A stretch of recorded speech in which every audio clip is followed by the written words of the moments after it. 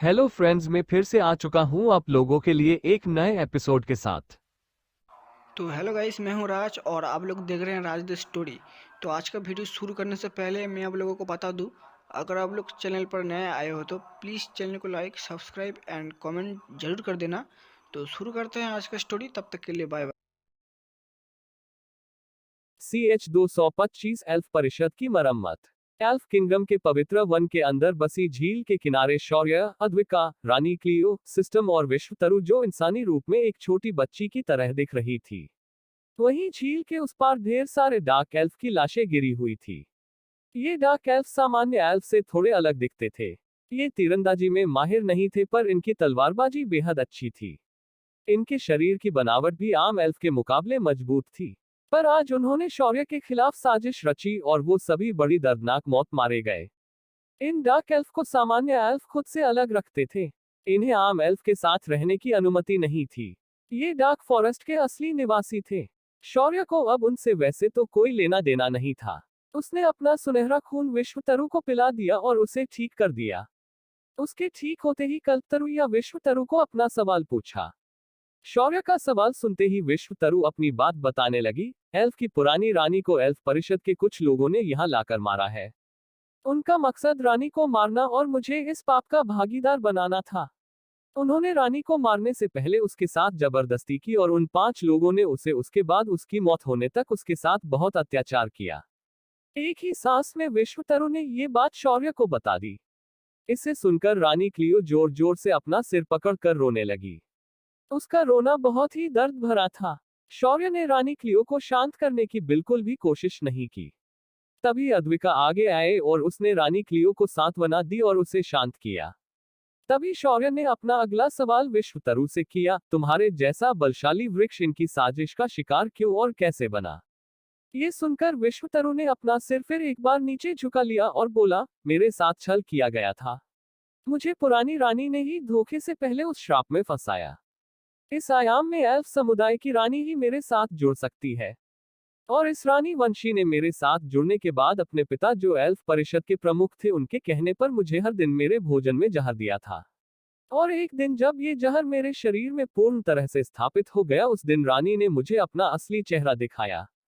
उसने मेरे सामने शर्त रखी कि मैं उसकी एक इच्छा पूर्ण करूं, वरना वह इस श्राप को कार्यान्वित कर देगी। मैंने उसकी बात बिल्कुल नहीं मानी, इसी वजह से उसने ये श्राप मुझ पर सक्रिय कर दिया और मेरी सारी शक्तियां नष्ट हो गई। पर इस बात से रानी वंशी खुश हुई थी, पर तभी एल्फ परिषद के बाकी के लोग वहां आ पहुंचे और फिर उन्होंने वंशी को ही घायल करके उसे कमजोर किया, फिर उसे अपने हवस का शिकार बनाकर मार दिया और मेरे जड़ों के पास गाड़ दिया। रानी वंशी अपने कर्मों से मारी गई और मुझे उसके मौत पर बिल्कुल भी दुख नहीं हुआ।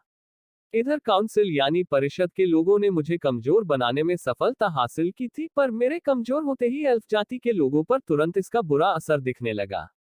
उन्होंने उसके बाद मुझे बचाने के अलावा अपनी जाति को बचाने के लिए बहुत सारे पैतरे आजमाए, पर वो सफल नहीं हुए। आखिर उन लोगों अपनी हार मान ली, पर उन्होंने मुझे बचाने की कोशिश नहीं की और सब कुछ समय पर छोड़ दिया। विश्वतरु के मुंह से अपने मां द्वारा किया गया कर्म सुनकर रानी क्लियो बहुत नाराज हुई, पर वह कुछ नहीं कह पाई, क्योंकि वह भी विश्वतरु के बातों में सच्चाई को महसूस कर सकती थी। अब शौर्य को संपूर्ण एल्फ जाति पर गुस्सा आने लगा। उसने रानी क्लियो को देखते हुए कहा, एल्फ परिषद के सभी हरामखोरों को मेरे सामने लेकर आओ, वरना मैं पूरी एल्फ जाति को नष्ट कर दूंगा। शौर्य की आवाज में गुस्सा साफ दिखाई दे रहा था और रानी क्लियो शौर्य को गुस्सा होने नहीं दे सकती थी। आखिर रानी क्लियो ने परिषद के सभी सदस्यों को बुलाने का फैसला किया। उसने अपने हाथ में एक हरे रंग का पत्ता निकाला और उस पर कुछ मंत्र बोलकर उसे हवा में फेंक दिया। अगले ही पल वह पत्ता हवा में गायब हो गया। इधर शौर्य ने फिर एक बार विश्वतरु से पूछा, क्या तुम कुछ और बताना चाहती हो? ये सुनकर विश्वतरु थोड़ा संकोच करते हुए कहता है, मैं एक कल्पतरु हूँ। मेरे सामने आप जिस भी चीज की कल्पना करते हैं वह चीज आपके सामने प्रकट हो जाती है, पर हर एक इच्छा के बाद मेरा एक पत्ता झड़ सकता है और मैं नष्ट हो सकती हूँ। इसीलिए मैंने अपने सेवकों की इच्छा पूरी करना रोक दिया था। मैं सिर्फ इस बार कल की भगवान की एक कल्पना को साक्षात लाने के लिए यहाँ रुकी हूँ, पर मेरी रक्षक जाति ही मेरी भक्षक बन जाएगी, इसकी मैंने उम्मीद नहीं की थी। विश्वतरु के बातों से उसकी एल्फ जाति के प्रति नाराजगी साफ सुनाई दे रही थी। शौर्य ने उसे दिलासा देते हुए कहा, चिंता मत करो, तुम्हारी इस समस्या को मैं हल कर दूंगा। उसी वक्त एल्फ परिषद के सभी लोग वहां पर पहुंच चुके थे। सारे के सारे एक मध्यम आयु के लग रहे थे।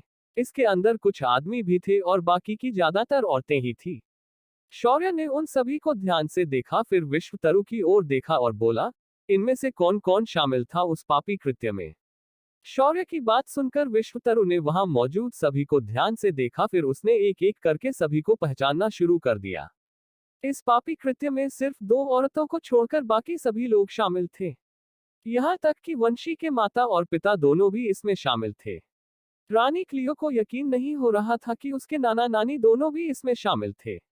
उसने उनकी ओर देखकर गुस्से से पूछा, ऐसी क्या मजबूरी थी जिसके लिए आप लोगों में मेरी माँ को मारा और उसे इस पेड़ के नीचे दफना दिया?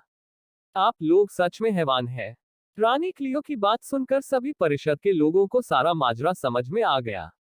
तभी क्लियो के नाना हंसते हुए बोले, हाँ है हम हैवान, हमें पूरे एल्फ जाति को विनाश से बचाने के लिए इस पेड़ को कमजोर करना ही था। इस बात की वजह से हमारी जाति एक दिन बड़े विनाश से गुजरने वाली थी। उसे टालने के लिए हमें इसे पहले नष्ट करना था, और हमने वही किया। उसकी ऐसी बात सुनकर शौर्य ने तपाक से पूछा, और ये बात तुम्हें किसने बताई थी कि ये पेड़ तुम्हारे विनाश का कारण है? ये सुनकर क्लियो का नाना काल अपनी बगले झांकने लगा। ये शौर्य को बिल्कुल भी पसंद नहीं आया।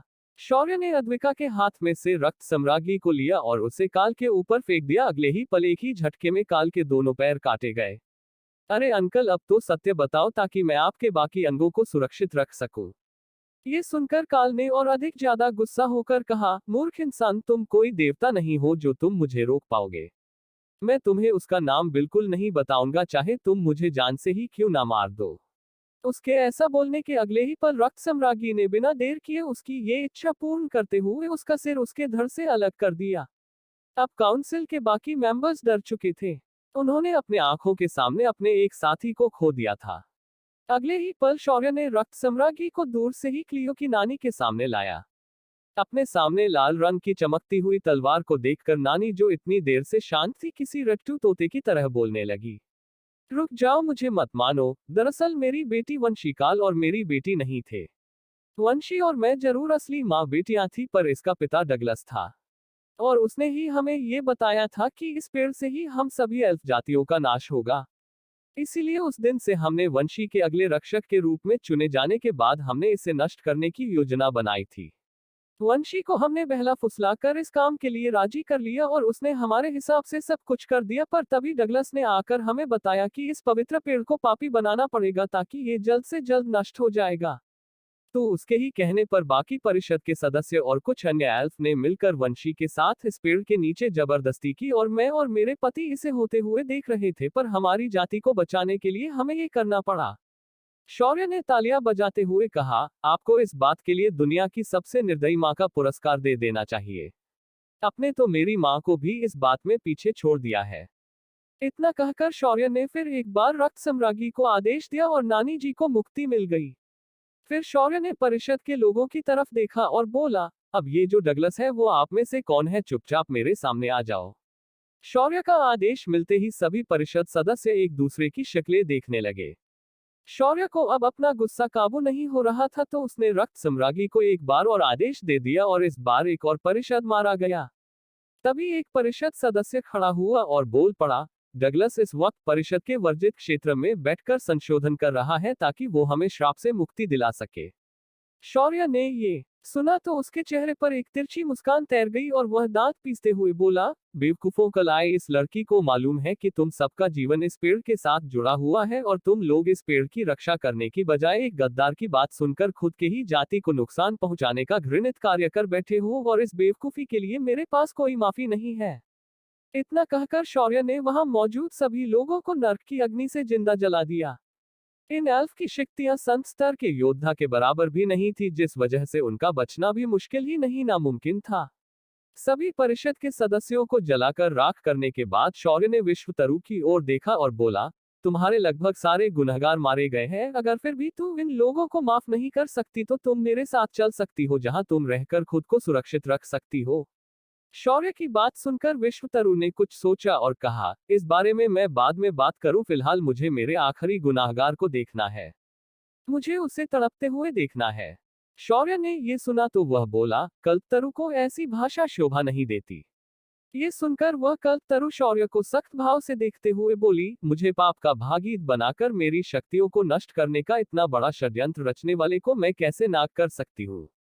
उसे तो उसका दंड अवश्य मिलेगा और समन चाहती हूँ कि उसे तुम्हारी पत्नी अपने तरीके से सजा दे। मुझे उसका सजा देने का तरीका अच्छा लगा।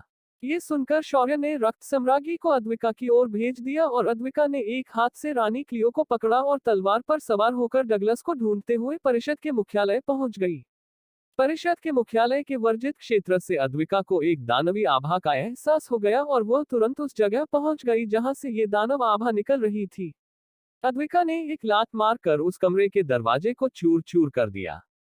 अगले ही पल उसके सामने एक दानव एल्फ बैठा था।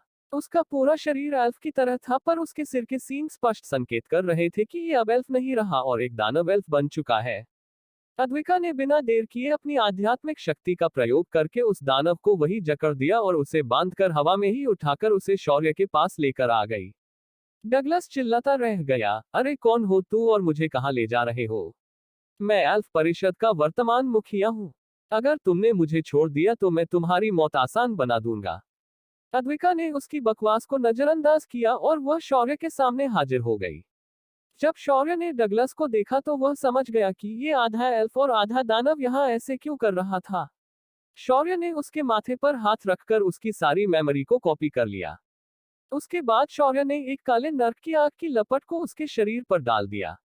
शौर्य ने ये सब बिना कुछ बोले, बिना कुछ पूछे कर दिया था और ये बात डगलस को समझ आई थी।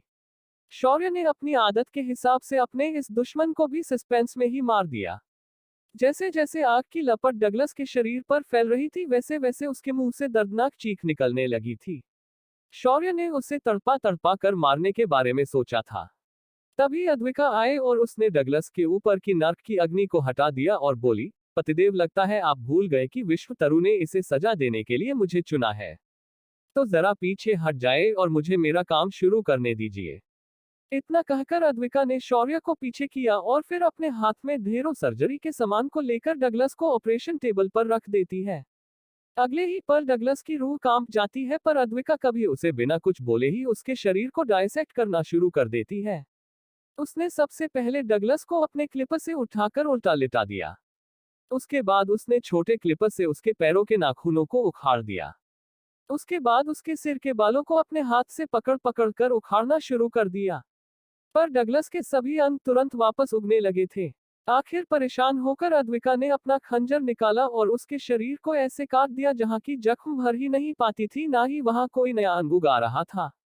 कुछ ही देर में डगलस की तकदीर का फैसला हो चुका था। डगलस मरते वक्त भी यही पूछ रहा था, तुम लोग कौन हो और ऐसा क्यों कर रहे हो? कोई मुझे बताएगा भी कि मैंने क्या गलती की है? मैं ऐसे मरना नहीं चाहता हूँ। शौर्य ने उसकी बात सुनकर उसकी बात पर एक मुस्कान बिखेर दी। फिर शौर्य ने एक शब्द कहा और चुप हो गया। आणविक विघटन। इतना कहते ही पूरा का पूरा डगलस कणों में बिखेरने लगा। उसकी चीखें हर तरफ फैल गई और डगलस का अंत हो गया। वहां मौजूद लोगों को बिल्कुल भी बुरा नहीं लगा, बस अब उन्हें लग रहा था, और वो था शौर्य के प्रति भयानक डर। अब क्या करने वाला है शौर्य? क्या कली लुसिफर के अंत के बाद चुपचाप बैठेगा? क्या होगा जब बाकी सभी अर्ध दानवों के लीडर एक साथ शौर्य पर हमला कर देंगे?